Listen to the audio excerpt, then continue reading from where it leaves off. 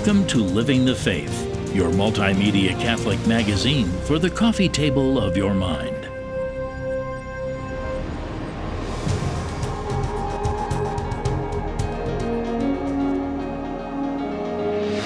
Father Thomas Steinke, a priest of the Institute of the Incarnate Word, has returned to the show to talk with us about Pentecost. Welcome back, Father. Thank you, Ed. Christ promised that he would send the Holy Spirit to the apostles, to the disciples, to many of them in addition to the apostles. This was a pivotal, we call it the birthday of the church. This Sure. was a pivotal event. If you notice, until Pentecost happened, the apostles were afraid. They were hiding out. They were afraid of the authorities. They were afraid of, naturally speaking, they were afraid of dying. So what the grace at Pentecost made them fearless preachers, and every one of them eventually became a martyr, except for St. John, willing to lay down their life for the church. He was certainly willing, to die for Christ, and I believe the tradition has they tried to kill him. You don't determine how fearless you are in defending the faith. You don't determine how much you believe in the gospel message.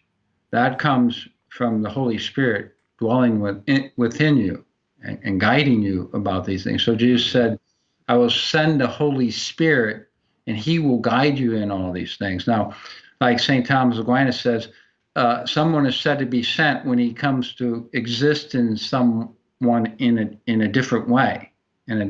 So we say through sanctifying grace, which is a share in the life of God, the Holy Spirit is now dwelling within us. Mm-hmm. So and that's where Jesus says, if the Spirit of God is in you, I will raise you from the dead. That's the key to making it to heaven, this indwelling of the Holy Spirit through sanctifying grace. It's ultimately the only thing that matters. There's nothing more important in your life than staying in a state of grace. Once you're not in a state of grace, Satan will own you and lead you further and further and further down the road to perdition. And you got to get to confession right away and get God right back in your soul.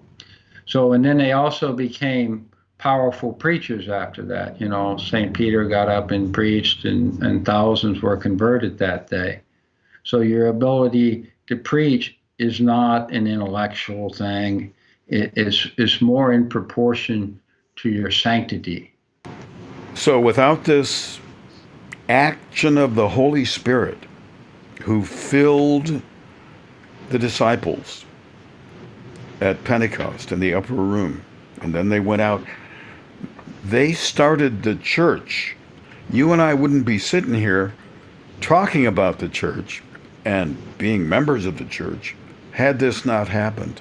Right. Yeah, that was the beginning of the church. And interestingly, I think that's the strategy now is not so much to kill the Christians, but to get them to renounce their faith. Mm-hmm.